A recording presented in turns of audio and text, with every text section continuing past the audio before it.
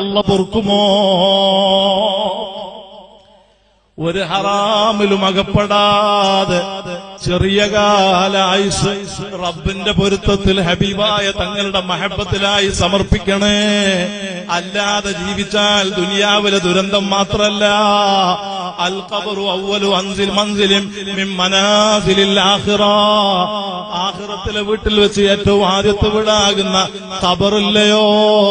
ഞങ്ങൾ കഴിഞ്ഞ സമയം ജന്നത്തുൽ ബഖീൽ കഴിഞ്ഞ ദിവസങ്ങളിലൊക്കെ സിയാറത്ത് നടത്തിയപ്പോ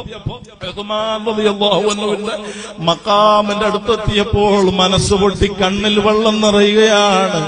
അൽ ഖബറു അവ്വലു മൻസിലിൻ മിൻ മനാസിലിൽ ആഖിറ എന്ന ഹദീസ് ഉൾക്കൊണ്ട് കരഞ്ഞ മഹാനല്ലയോ ഇവിടെ കിടക്കുന്നത്. അവരുടെ ദറജ എത്രയാണ്! എന്നാൽ ആ ഖബറിൽ ഒരാൾ രക്ഷപ്പെട്ടാൽ ശേഷമുള്ളതൊക്കെ എളുപ്പാണ്. അവിടെ ഒരാൾക്ക് ഞെരുക്കാണോ? ശേഷമുള്ളത് ഗൗരവമാണ്. തമ്മാടികളായ ആളുകളെ സൃഷ്ടിക്കാൻ റഹ്മാനായ റബ്ബ് ഖബറിൽ ധാരാളം വിഷപ്പാമ്പുകളെ, ഉഗ്രവിഷമുള്ള വിഷപ്പാമ്പുകളെ റെഡിയാക്കിയിട്ടുണ്ട്. റഹ്മത്തുല്ലിൽ ആലമീനായ തങ്ങൾ പറയാണ്, ആ പാമ്പുകളുടെ വിശേഷണം എന്താണ്? ലൗ നഫഖ ഫിൽ അർളി മാ അംബതത് ഖളിറാ, ആ പാമ്പുകളിൽ നിന്ന് ഏതെങ്കിലും ഒരു പാമ്പെങ്ങാനും ഈ ഭൂമി ലോകത്ത് ഒന്ന് വന്നിട്ട് ഊതിയാൽ മാ അംബതത് ഖളിറാ, പച്ചയായ ഒരു സാധനവും പിന്നെ ഭൂമി ലോകത്ത് മുളക്കൂല്ല. അത്രയും ശക്തമായ വിഷപ്പാമ്പ് നാല് ഭാഗത്തു നിന്നും നിന്നെ കൊത്തിയിട്ട് ഒന്ന് ശരിക്കും മലർന്നു കിടക്കാൻ പോലും വിശാലതയില്ലാത്ത ഖബറിൽ നീ വല്ലാതെ ഞെരുങ്ങി അട്ടഹസിക്കുമ്പോൾ അവിടെ ഉമ്മനെ വിളിച്ചാലും അവരില്ല, ആപ്പയുടെ സഹായമില്ല, എന്റെ ഒരു സ്നേഹികളുടെയും സഹായം അവിടെ ലഭ്യമല്ല. അവിടെ സഹായത്തിന് വേണ്ടി അല്ലാഹു റബ്ബുൽ ഇസ്സത്ത് ചുമതലപ്പെടുത്തിയ നേതാവ് ഒരേ ഒരു നേതാവേ ഉള്ളൂ. അവര് പറയാണ്, അന സയ്യിദു വൽദി ആദം വആദമു വമൻ ദൂനഹു തഹ്ത ലിവായി, ആദം നബി മുതൽക്കുള്ള എല്ലാ അമ്പിയാക്കളും എന്റെ കൊടിക്ക് കീഴിലാണെന്ന് ബഹുമാനം പറയാൻ തീർന്നില്ല. അന അവ്വലു ശാഫിഇൻ വഅവ്വലു മുശഫ്ഫഇൻ വഅവ്വലു മൻ യുഹദ്ദികു ഹൽഖൽ ജന്ന, ആദ്യമായിട്ട് ശുപാർശ പറയുന്നത് ഞാനാണ്, ആദ്യമായിട്ട് ശുപാർശ സ്വീകരിക്കുന്നത് എനിക്കാണ്, ആദ്യമായിട്ട് സ്വർഗത്തിന്റെ വട്ടക്കണ്ണ് പിടിച്ചു കുലുക്കിയിട്ട് സ്വർഗം ഉദ്ഘാടനം ചെയ്യാൻ അനുമതി എനിക്കാണ്. വലിയ ബഹുമാനം. വലാ ഫഖ്റ, ഫഖ്റ് പറയല്ല.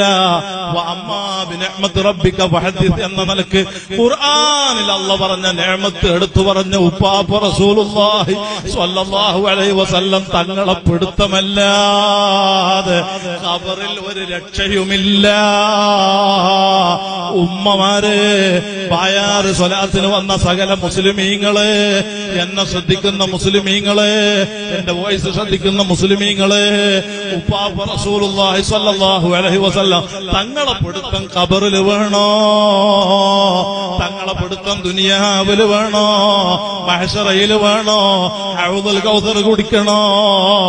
അർശിന്റെ തണൽ ലഭിക്കണോ? തങ്ങളെ ജിവാറിൽ സ്വർഗം വേണോ? അവിടുത്തെ ചാരത്ത് സ്വർഗം വേണോ? എന്നാൽ അവിടുത്തെ നിർദ്ദേശമാണ്, അക്സിറൂ മിനസ്സലാത്തി അലയ്യ, അക്സിറൂ മിനസ്സലാത്തി അലയ്യ, നിങ്ങൾ എന്റെ മേൽ സ്വലാത്തിനെ വർദ്ധിപ്പിച്ചോ, സ്വലാത്ത് പെരുപ്പിച്ചോ. കാരണം സ്വലാത്ത് എന്നുള്ളത് അത് മറ്റ് അമലുകളെ പോലെ അല്ല. ഇമാം ബുഖാരി റഹിമഹുല്ലാഹ് സ്വഹീഹുൽ ബുഖാരിയിൽ തുടക്കത്തിൽ കൈഫകാന ബദുൽ വഹീ ഇലാ റസൂലില്ലാഹി സ്വല്ലല്ലാഹു അലൈഹി വസല്ലം, തങ്ങളിലേക്ക് വഹീന്റെ തുടക്കം എങ്ങനെയെന്ന് പറയുന്ന ഹെഡിങ്ങിൽ ആദ്യമായി കൊണ്ടുവന്ന ഹദീസ് ഏതാണ്?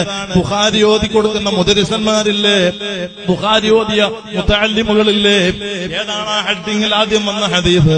ഇന്നമൽ അഅ്മാലു ബിന്നിയാത്തല്ലേ. അത് വരാനുള്ള സബബ് എന്താണ്? ഞാൻ അതിലേക്ക് അത് ബയാൻ ചെയ്യുന്നില്ല.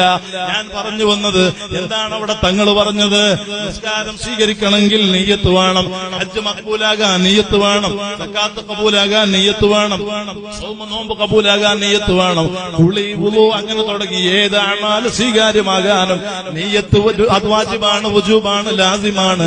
നിയ്യത്തില്ലാതെ അമാല് മഖ്ബൂലല്ല. അതേസമയം നിയ്യത്തില്ലാതെ സ്വീകരിക്കപ്പെടുന്ന ഒന്നിന് 10 ഹസനത്ത്, അല്ലെങ്കിൽ ഇരട്ടി ലക്ഷക്കണക്കിന് കോടിക്കണക്കിന് അള്ളാഹുവിന്റെ അടിമക്ക് ഹബീബായ തങ്ങളുടെ മഹബത്തിൽ എത്ര നൽകുമെന്നതിന് ഒരു മഖ്ലൂഖിനും പരിധി നിശ്ചയിക്കാൻ പറ്റില്ല.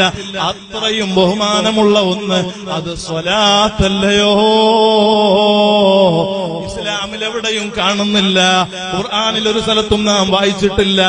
അള്ളാഹ് നിർവഹിച്ച വിഷയം ചെയ്യാൻ അള്ളാഹ് ഹജ്ജ് നിർവഹിച്ചു, സക്കാത്ത് കൊടുത്തു, നോമ്പ് നോറ്റു, നിസ്കരിച്ചു, അതുകൊണ്ട് ചെയ്യണമെന്ന് ഖുർആനിലില്ല, ഇസ്ലാമിൽ അങ്ങനെ കൽപ്പനയില്ല. അതേസമയം അള്ളാഹ് നിർവഹിച്ച വിഷയം വിശ്വാസി ജനങ്ങളോട് ചെയ്യാൻ കൽപ്പനയുള്ള ഒരേ ഒരു അമല് അത് അസ്സലാത്തു അലൻ നബി സല്ലല്ലാഹു അലൈഹി വസല്ലം. നബി സല്ലല്ലാഹു അലൈഹി വസല്ലം തങ്ങളുടെ സ്വലാത്താണ്. അതുകൊണ്ട് ഒരാൾ സ്വലാത്ത് ചൊല്ലിയാൽ ഇത്വാഅത്തുൽ ലിഅംരിഹി വത്തിബാഉൽ ലിഫിഅലിഹി, അല്ലാഹുവിന്റെ വഴിപ്പെടലോടുകൂടെ അല്ലാഹുവിന്റെ പ്രവർത്തനത്തെ പിന്തുടരുകയാണ്. സ്വലാത്തിന് വലിയ ബഹുമാനമാണ്. ഹബീബായ തങ്ങളെ സ്നേഹിച്ചവന് നരകം ഹറാമാണ്. സ്വലാത്ത് ചൊല്ലുന്നവന് തങ്ങളെ പിടുത്തം വുജൂബാണ്. ഇന്ന ഔലന്നാസി ബി യൗമൽ ഖിയാമത്തി അക്സറുഹും അലയ്യ സ്വലാ, എന്റെ മേൽ സ്വലാത്ത് വർദ്ധിപ്പിക്കുന്നവരാരാണ്? അവരും തങ്ങളും വലിയ ബന്ധത്തിലാണ്. തങ്ങൾ പറയാണ്, അവിടെ നിന്ന് നിർദ്ദേശിക്കുകയാണ്, അതുകൊണ്ട് ഫഇന്ന സ്വലാത്ത അലയ്യ നൂറുൻ ഫിൽ ഖബ്രി, എന്റെ മേൽ നിങ്ങൾ സ്വലാത്ത് ചൊല്ലിയാൽ ആ സ്വലാത്ത് നിങ്ങൾക്ക് ഖബറിൽ പ്രകാശമാണെന്ന് ഖാല റസൂലുള്ളാഹി.